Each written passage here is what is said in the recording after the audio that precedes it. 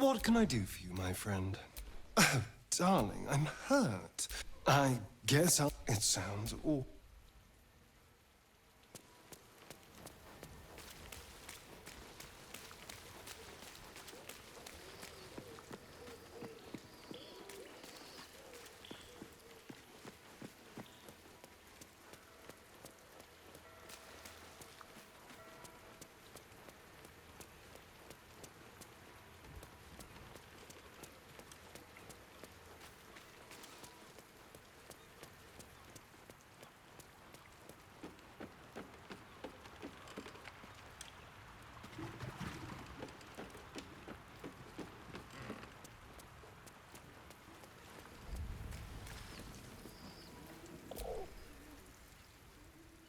Fine lodgings you have found, my friend.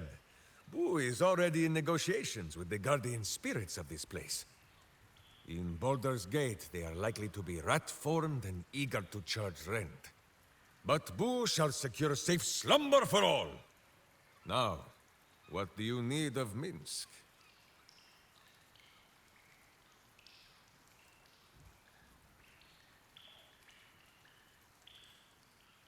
So dark an alliance sealed with Zentish contracts, cultish vows, and a dragon's shining horde. You think Minsk could forget? You are correct. I have no idea what any of that was about. But we shall simply... Boo!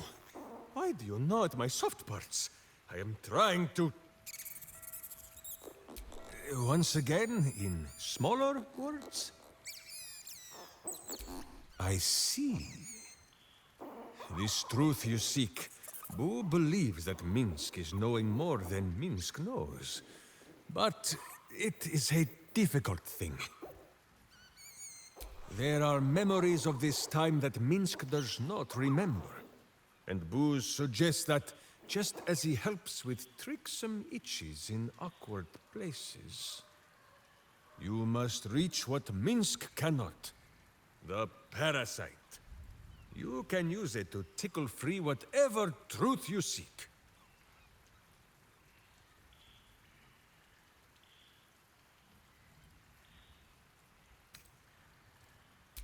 The worm has already whipped me around the city like a slack-backed pony. I have no wish to saddle myself a second time. But... if it cannot be Boo who pops inside my skull for a rummage, then I trust you. Or Jahira, but she is currently possessed of an empty head. At first, there is nothing. His mind is empty as a still expanse of open country. But then... your face. The Stone Lord's face, mirrored in bloodied steel. In the heat of burning buildings, you hold your blade high above pale, frightened faces. No, that is not right. I slew only monsters. The voice said that they were monsters. A whisper. The Absolute's voice, twisting the petty guild thieves before you into snarling, savage beasts. Feeding on the weak of your city. The guild. The Stone Lord hunted them. Peeled away their rotten ranks one by one to lay bare their corrupt heart. 9 fingers keen. That is what the Absolute bought Black Zentish Steel to do. To kill the Guildmaster.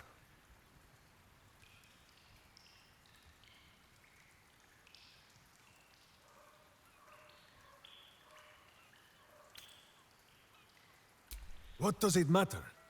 Cultish thinking has occupied Minsk's mind for long enough. Now is time for doing. And this talk of evil overthrowing evil, pah!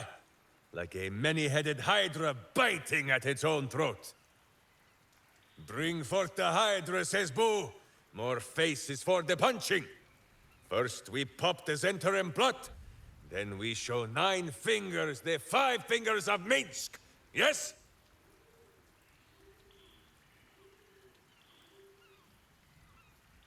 Yes? Yes. A little rest to brush the road from Boo's fur, and then back to our adventuring.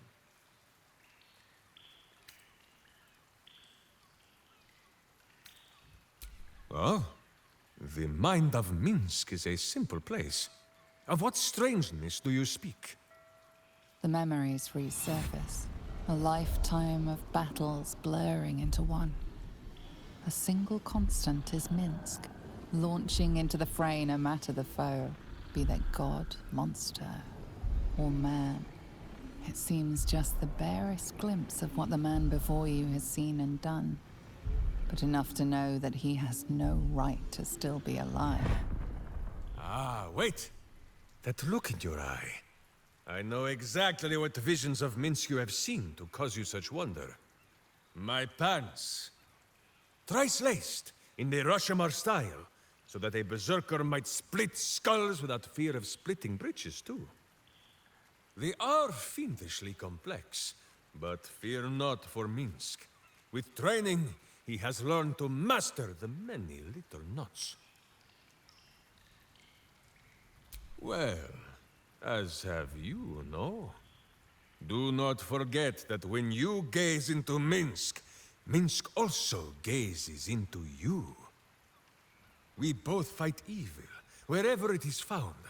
The who and where are less important than the hamsters you meet along the way.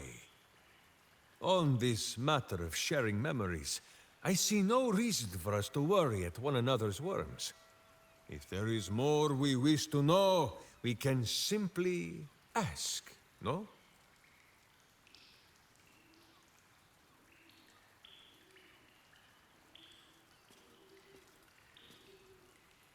Is it power? True, it has made Minsk strong. Boo can scarcely get comfortable, so firm has my physique grown.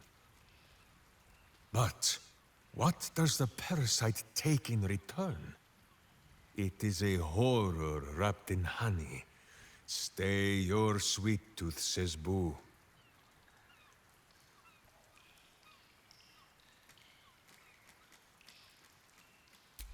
Of course, my friend. Or are we not friends?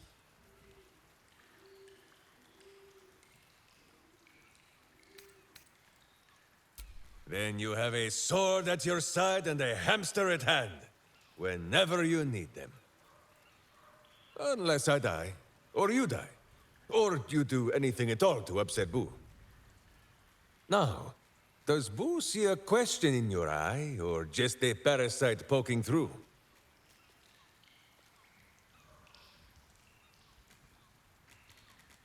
Well, Boo, explain yourself. Clear enough?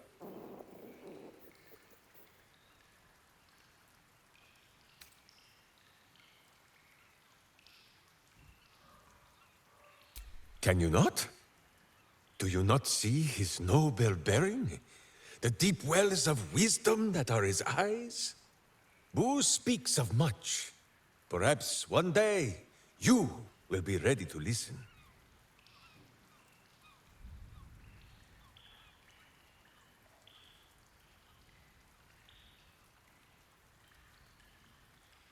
Boo has a way with words that we lack. All that space in the cheeks, I am thinking.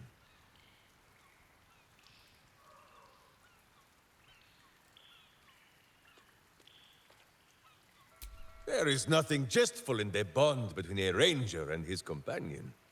Before Boo, I was a typical berserker of Rashomon. Duty-bound and full of my own seriousness. The problem with one so gazing of their navel, however, they are easily ambushed. Brigands split my skull like a sodden wineskin.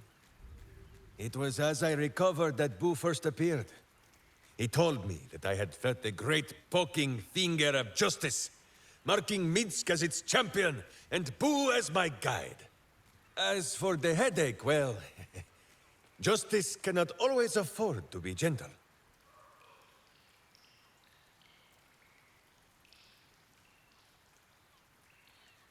Do not be ridiculous. If any of us is chosen by the gods, it is obviously Boo. Now, shall we away? My boots crave the crunch of unvirtuous nethers.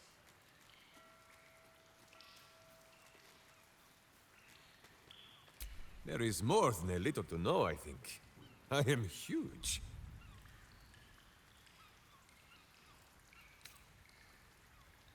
Ah, you come in search of stories.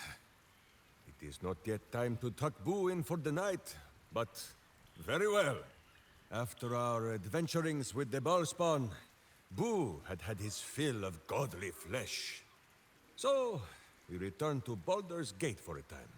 After all, in every city there is a sweaty underbelly, crying out for a virtuous scrubbing. None better to wield a brush than Minsk and Boo. Perhaps we rubbed some villain's rump a little too raw. This Minsk does not know. One moment we stood in the city slums, the next, ambush! Then Minsk and Boo woke on the wide, with stone dust in sensitive places. Aha! Perhaps this is the reason, Boo. It is not because of the legendary thickness of my skull.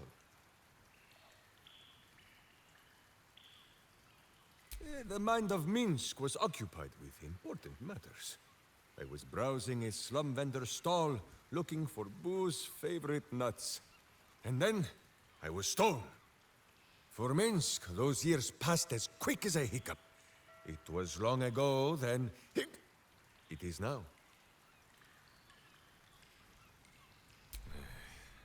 I do not like these metal men on the streets, or the villains who hide behind them. But the new world is not so different to the old one. The city still clings to the hill. The sea still stretches on forever. And the stench of evil still makes Boo wish for a tiny peg on his nose. As long as that stench remains, no matter how old or young the world is, Minsk and Boo will not rest.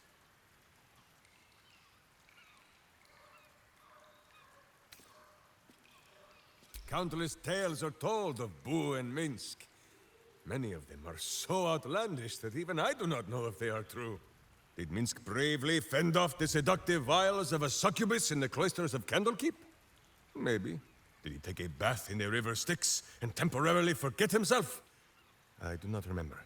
Did he travel with a spawn of the god of murder, who warred against his evil brethren and battled triumphantly at the throne of Baal itself? Of course! It was a splendid adventure.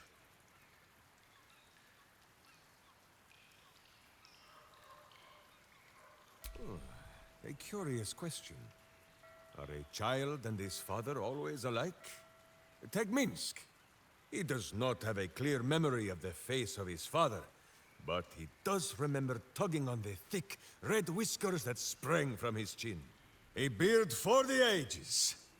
Boo could have nested there happily through even the harshest of Rashomon winters. Now, look closely at Minsk, and what do you see?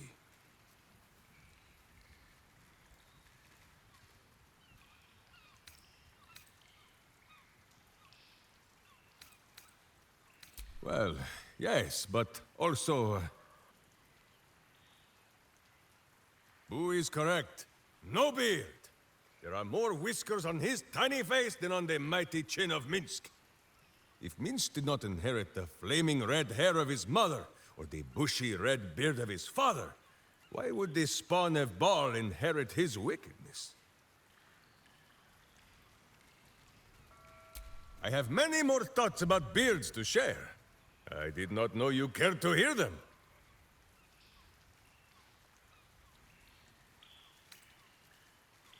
Minsk shall be your shadow, as Boo is his.